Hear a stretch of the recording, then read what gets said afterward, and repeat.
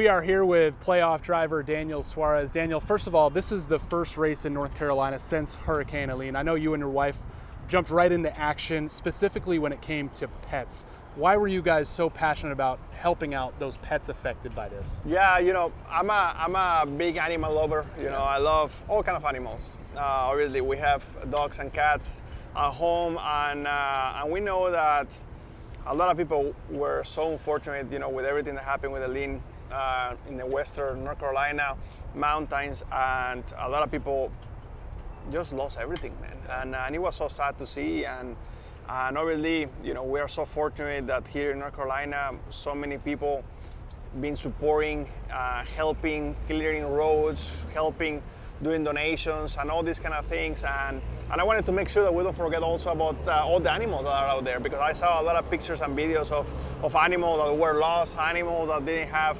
water, didn't have food, just like a lot of people as well. So I wanted to remind people that obviously to support our friends with 4 legs.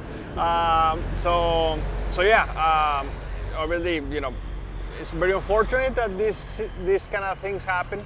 But at the same time, this to me is a reminder of why this is one of the most amazing countries in the world. How we were able to get united and support all our sisters and brothers. Speaking of that, congratulations, you became a United States citizen this summer. What were your emotions when you were sitting there with 48 other people that day? It was definitely special. If you were telling me 15 years ago, hey, Daniel, one day you're gonna become a U.S. citizen, I would have told you, man, I don't even speak English. So well, you do great now. I can speak now, but 10 years ago, definitely I couldn't. And it's been an amazing journey. It's been an amazing journey, the one that I've been on in my way to NASCAR, and going through the entire process. Coming to the United States with my tourist visa, and eventually with a lot of work, I was able to get my first work visa, and after several years, my green card, and now the U.S. citizenship. So it's very special. It's something that 10 years ago I saw super far away, almost impossible, and today to be able to say that I'm a dual citizen, American and Mexican, is pretty special. What was the hardest question you had to answer? I'm not sure I could answer it. There were 100 questions. Yeah. Luckily, they only asked me like 10 of them. Yeah. A lot of questions of government, a lot of questions of history, a lot of things that actually I enjoy learning. Yeah. The history of how we were able to take ownership of some land that were from France and some other different countries. All those things to me were fascinating. How the United States became the United States. Yeah. So there were a lot of good history I was able to learn. And you also went back to Mexico as NASCAR announced a Cup Series race there in 2025.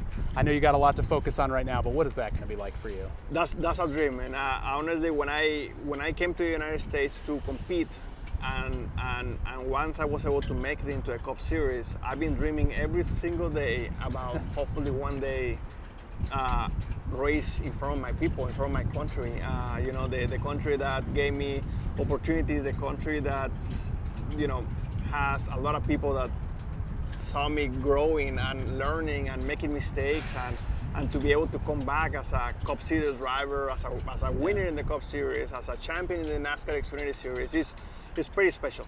It's like a dream, and I can tell you that we're going to have a lot of fun next year in that Mexico City race. And you're going to be with Trackhouse still, signed for 2025.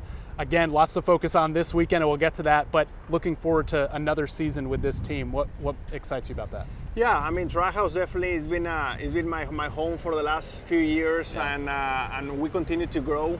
Next year is going to be the first year that we're going to be actually a 3-car organization, and that's going to just continue to bring us to the next level. Not just in the driver lineup, but also in the engineer lineup, cruise ship lineup. So the more people you can bring, the more smart people you can bring together, the better we're going to be. And that's what we're building in Trackhouse, and looking forward to see what we can do next year. You were exceptionally relaxed for a guy that's on the bubble this weekend. What's your approach going in, knowing you probably need to win to advance?